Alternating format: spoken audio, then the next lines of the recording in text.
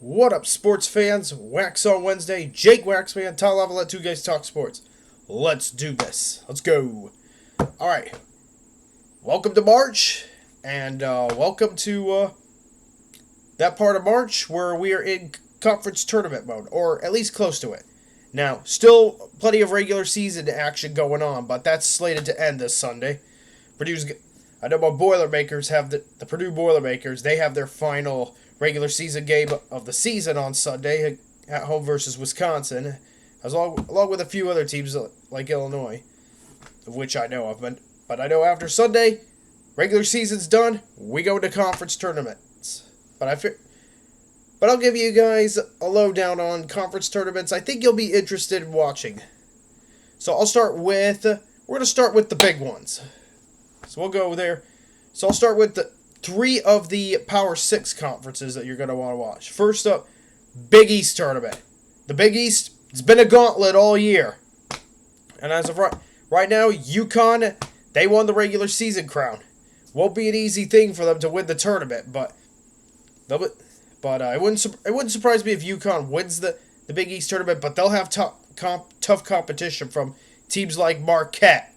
You know, you got Seton Hall too as well. Also, can't overlook other teams. So, okay, sorry guys. So I mentioned UConn. You got Seton Hall who could make a run. Marquette, of course, a tough team. And you also got Villanova. Other teams like Villanova looking for more quality wins to get themselves in the NCAA tournament. St. John's fighting to get in. Providence. So that tournament's going to be interesting, and it'll be a gauntlet because there will be plenty of teams in that tournament that are fighting to get their way in. Could a team like Butler find its way into the NCAA tournament? They got a winning record, but they don't have a good enough resume unless they win the Big East tournament. Won't be easy though. And they just beat Xavier tonight, and probably will have to play Xavier again, from what I can tell. So that'll be interesting to see. So a lot of stuff going on in the Big East. And Creighton, they could make a run too. Creighton could be dangerous too, especially in the tournament. Teams like UConn, Creighton, Marquette are already in. They're in the tournament. It's just a matter of how many more Big East teams get in. I think there'll be at least 6, maybe 7. We'll find out after this tournament. So, and then other tournaments, the SEC, or the Southeastern Conference. So Tennessee, they clinched the number one seed in this SEC tournament by winning the SEC regular season title outright. So I'll tell you what, there are going to be some hungry teams in the SEC. You got teams like Alabama, Florida, Auburn, who could be very dangerous. And also, let's see, Ole Miss, maybe they make a run too. So I'm trying not to overlook any teams, but I'm naming teams right off the bat that I think could make a run in these tournaments. And I mean, most of those teams I named, probably they'll be in. Ole Miss, I think it's going to be really, really close for them. Mississippi State, another team to watch out for. Texas A&M, got to watch out for them Aggies. So a lot of teams there. That's going to be another gauntlet to watch. Tournament in terms of conference tournaments. And finally, last tournament I think to keep an eye out on, Big 12. Whoo boy, that toughest conference in the land. No doubt about that. You got Houston just clinched a share, at the very least a share of the Big 12. You got Houston, Kansas is a talented team. Baylor's starting to play some of their best basketball at the right time. You got teams like Kansas State, to name a few. Texas, of course. Texas Tech. It's a real gauntlet. I can't overlook Iowa State. That's a team. I feel like out of all the teams in the Big 12, Iowa State might just be the most dangerous team in the Big 12. Like, those guys, they are good. They are good. Those Cyclones. But they are... they got a lot of talent and a lot of ways they can beat you in a lot of different ways. But, I think the Cyclones are the best team in the Big 12, but there's a lot of good teams in that. And it is going to be a battle in each and every one of those games to the end to decide who's going to get that automatic bid to go into the NCAA tournament. But Big 12 is going to have a lot of teams in the tournament. There's no question about that. There'll be plenty of teams from the Big 12 that get in. So these are, out of the Power 6, those are the three most intriguing tournaments to watch, because those are probably the most, because those are all gauntlets right there. Of course. And now we move on. So I only mentioned a few of the teams. Apologies if I skipped a few teams in any of those conferences, and just naming a few off the bat that could be dangerous in those conference tournaments. So those are the big tournaments to watch. How about smaller ones, you might ask? And there's a few I think you'll need to that we should keep a watchful eye on. First one that intrigues me, Missouri Valley Conference. You got Indiana State, who has had a breakout season, and they have looked good. And they look like a team that can be dangerous in the NCAA tournament if they win the Missouri Valley Conference tournament. They're the favorites to win it. But if there's a team that could derail their season, it's Sister Jean and those Loyola Chicago Ramblers. They're looking poised again to make it to March Madness and go on another run. So it would not shock me to see Loyola Chicago and Indiana State battling it out for the Missouri Valley Conference Tournament Championship. So, small tournament to keep an eye on, but should be a fun one. At Mountain West, that's number two small tournament to keep an eye on. You could argue that they're the number one, because there is a rumor that they could potentially get 7 teams. 7 bids for the Mountain West in the NCAA tournament. It is quite possible. You got teams like Boise State. You got UNLV, who could be a spoiler. So, and also Utah State trying to get their share of the Mountain West title. There's also teams like San Diego State, who went to the Final Four in the national championship last year. So it's going to be quite a battle in that tournament. And it'll be interesting to see how the seeding shakes out for that tournament once that's all done. But that's going to be a gauntlet, too, when you got teams like San Diego State, Boise State, Utah State, Colorado State, too. Can't overlook them. A lot of good teams in there. And, it's a lot to keep up with. And also New Mexico. Or the New Mexico. So, a lot of good teams there. We'll see how, and depending on how many bids they get, we'll see how far these Mountain West teams go when the big dance starts. But the tournament should be a battle to the end. And so, a lot of different ways that tournament could go. Anyone could win it. I don't have any predictions at this time. Alright, and then finally, this one's important to me. It's the Horizon League tournament.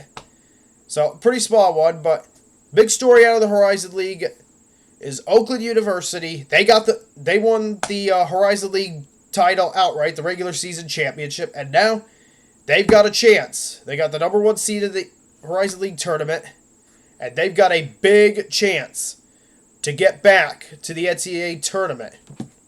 So and for the record, it has been a long time since Oakland University was last in the NCAA tournament. So I'm going to look this up real quick. Last.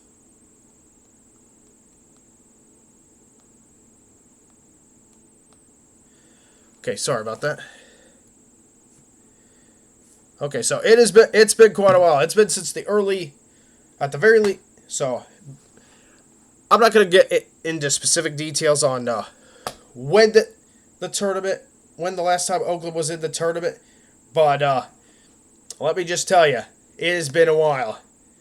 And they've had plenty of opportunities in the past to get back, especially when I was there. The last time, when I was in my final semester at Oakland University, we had the best team in the Horizon League. And the first game of the Horizon League tournament, Oakland lost to Youngstown State in a high-octane shooting battle. It was tough to watch. So, they got a good chance to make another run. But it's not going to be easy. You got a lot of good teams like Youngstown State, Green Bay, Wright State, Northern Kentucky, all who can make runs. Northern Kentucky, they've won a lot of these Horizon League tournament titles. Purdue Fort Wayne, they could make a run too, and Milwaukee, they could be dangerous as well. So a couple teams to watch for in the Horizon League tournament. And this is one of those tournaments where only just one team gets the bid to go to the NCAA tournament. So Oakland is going to need to be at their best. They had a dogfight with Detroit Mercy, so gonna have to play harder defense and play stronger on offense to move forward. So they will play the lowest remaining seed tomorrow, depending on the outcome, and then the semifinals will be on Monday, March 11th, and then the championship will be Tuesday, March the 12th. So Oakland is gonna have to win 3 games from the 7th to the 12th to make it to the NCAA tournament. It's not going to be easy. I mean, Oakland's done well in the regular season, but they have struggled mightily in the Horizon League tournament. Will this year be any different for the Oakland Golden Grizzlies? And will it be that someone else plays spoiler once again? Or will this finally be the year Oakland gets back to the NCAA tournament? I'm really hoping they do. I want to see my alma mater. I went to Oakland University, so I'm an alma mater.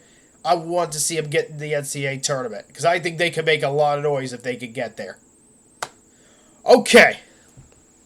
So now, all right. While we're talking on the subject of sports, I know we're talking a lot about basketball. Sorry, guys, my transitions have been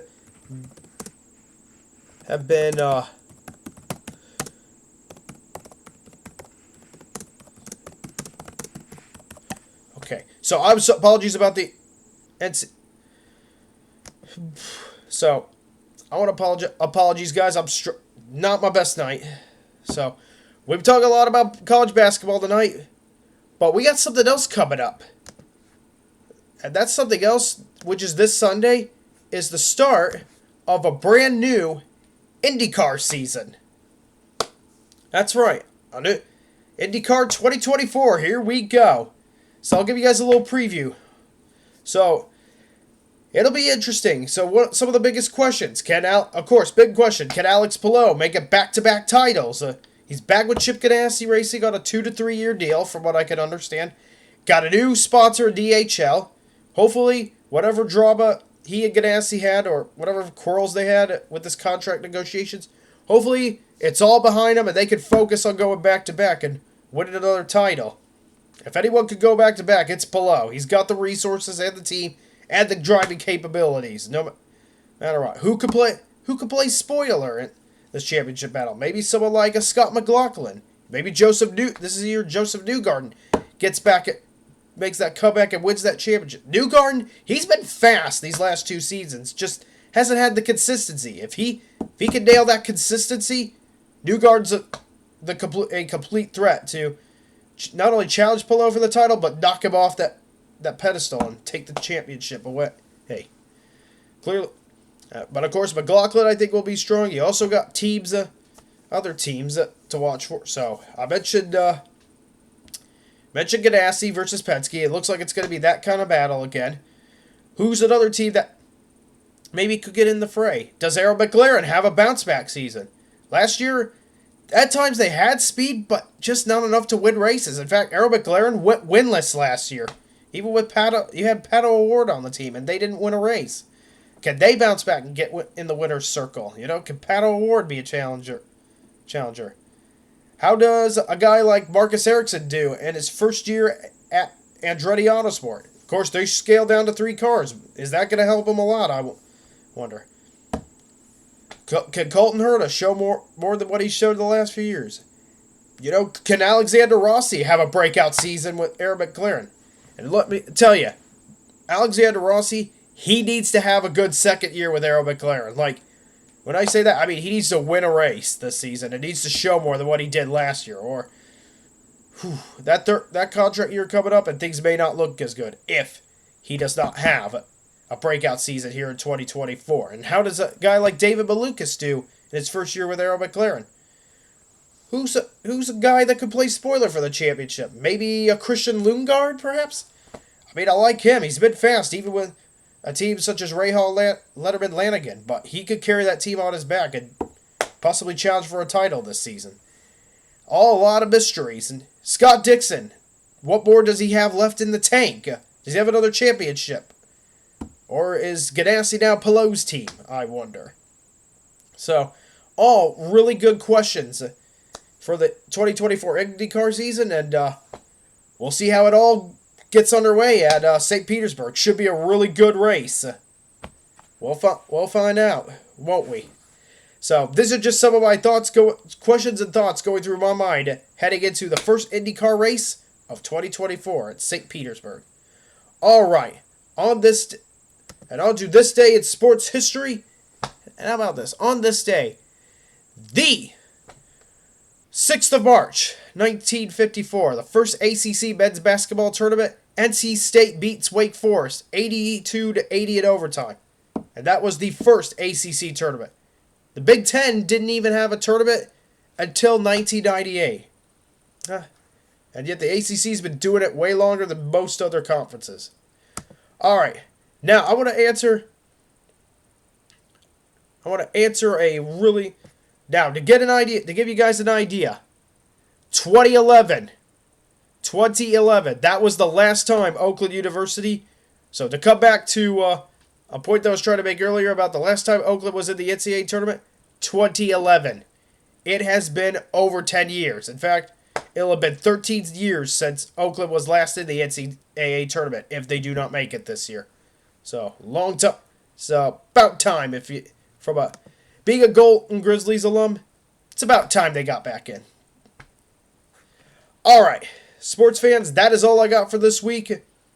Thanks for watching this week's Waxon Wednesday. This is Jake Waxman from Two Guys Talk Sports, signing off.